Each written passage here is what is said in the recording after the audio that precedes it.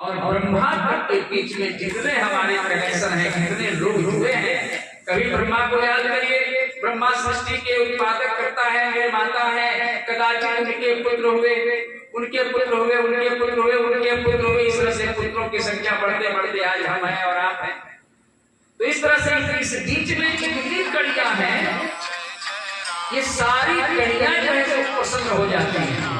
आजकल पितर पक्ष जो है सही सही होने वाला है और बड़ा सौभाग्य का विषय है कि आज संयोग से यह कथा का भी आयोजन हुआ है। अब पितरों की बात चल रही है तो पितरों के लिए यह बात आपको बता दें। आज कम से कम 100 फोन आए होंगे मेरे पास, 100 सैकड़ों। और उसमें सब लोगों का प्रश्न ये है, खासतौर पर माताएं जो है बहुत जो है विचित है, दिग्भ्रमित है, पता नहीं जो है अपने मन से दिग्भ्रमित है कि कोई पंडित महानुभाव उसको दिग्भ्रमित कर दिए हैं। कई लोग पूछ रहे हैं बस पंडित जी पितृ पक्ष में पूजा चली जाएगी ना करके। मैंने पूछते ही आप प्रश्न लोगों का आज रहा है। सजनों मैं आपको बताता चलूं कि पितर यह कार्य है। आप संजीव बाबू जो है जजमान बने थे तो शायद उनको ज्यादा अभी तक जो है सब चीजें हुई हैं तो सब उनको याद होगी। इस रास्ते से सभी गुजरते हैं, सबके माता पिता मरते हैं, सब पिंडदान आदि करते हैं, सबको याद भी होगा, लेकिन उनको अब जल्दी याद है। जिस दिन आपके पिताजी का देहांत हुआ था, ठीक जब हम चिता पर जब उनको सुलाते हैं तो वहां भी नाम लेकर के कहते हैं कि प्रेत प्रेत शब्द का उच्चारण करते हैं।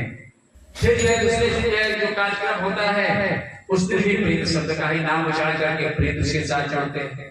10 तक ये सारे प्रेत प्रेत करते हैं। लेकिन आज जो कार्य हुआ होगा, आज पंडित जी जब पितर विलंबने के बाद जब संकल्प किए होंगे वहां और साथ साथ यहाँ जो दान दिया गया होगा पंडित जी को, वहां बैठ करके अब सीधे सीधे आपके पिताजी का नाम और उसके साथ ब्रह्मा जोड़ करके कहा जाता है। आज कहा गया होगा ब्रह्मा। तो देखिए कितना जैसे इसमें भी एक बात है, समझने वाली बात है। आदमी जब मरता है तो प्रेत योनि से, प्रेत से योनि से उसका संबंध हो जाता है। कब तक? जब तक उसके संस्कार नहीं हो जाते हैं। इस मरे हुए लोगों का भी संस्कार होता है। जिस तरह से हमारे जीवन में हमारे नामकरण संस्कार होते हैं, उपनयन संस्कार होते हैं, विवाह विधि संस्कार है।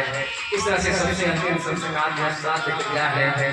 16 संस्कार बताए गए, 16 संस्कार में सबसे अंतिम संस्कार है। सज्जनों, उसी तरह से इस आदमी जब मरता है तो उसके भी संस्कार होते हैं और उस संस्कार का विशेष कार्य 10, 11 और 12 दिन होता है। 10 गात्र के नाम से जानते हैं, एकादशा के नाम से जानते हैं, द्वादशा के नाम से जानते हैं। और जब द्वादश दिन के समय जब उनको जो है पिंडदान जब हम दे देते हैं तो अपने पितरों में उनको समाहित करते हैं, मिलाते हैं। इसको हम पितर मिलौनी कहते हैं।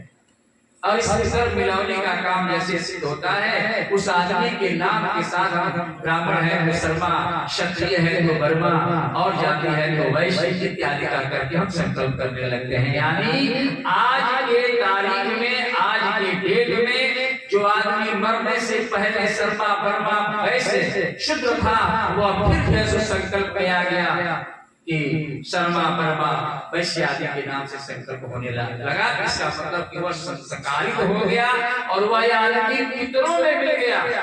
और पितर क्या है? जैसे देहात में आप कहते हैं बोलचाल की भाषा में कि देवता पितर, पहले देवता का नाम लेते हैं फिर कहते हैं पितर। यानी देवता से नीचे की पीढ़ी है, देवता से नीचे की जोनी है और मनुष्य से ऊपर की जोनी है, जिसको हम पितर कहते हैं। पितर भी एक लोक है।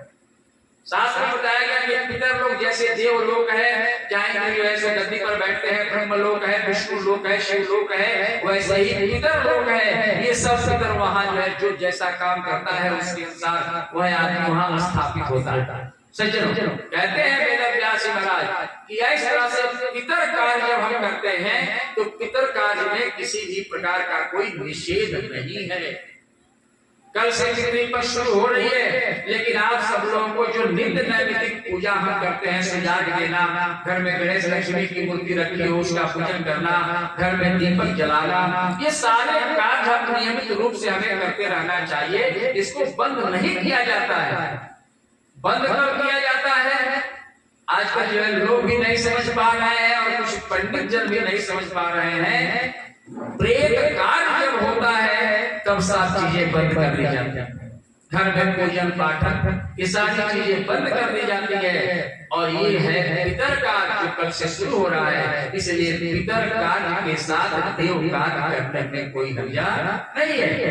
एक सावधानी रखनी चाहिए, पहले देव कार्य करते हैं तब पितर कार्य करते हैं, यानी देवताओं की पहले पूजा करिए और तब जो है पितर के लिए तर्पण आदि करिए।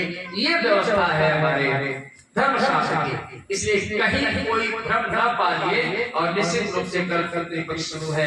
अपने पितरों के लिए भी आप तर्पण आदि करिए, पितृदान करिए, जो व्यवस्था आपकी बन सकती है करिए और साथ साथ अपने देवताओं का भी पूजन करिए। अभी साफ में चल रहा था तो एक आदमी जो सामने सामने बात करने लगा कि कैसे करेंगे पंडित जी, हम क्यों नहीं करेंगे, सीधा सीधा उपाय जानिए। कदाचित यदि अगर पितृपक्ष इतना खराब होता तो भारतवर्ष के सभी ताले बंद हो जाते हैं मंदिरों के। नहीं कोई मंदिर बंद होता है क्या? नहीं होता। तो घर जब मंदिर बंद नहीं होता उसमें पूजन आदि चलता रहता है तो आपके घर के मंदिर के ताले क्यों बंद हो जाए? नहीं बंद करना चाहिए।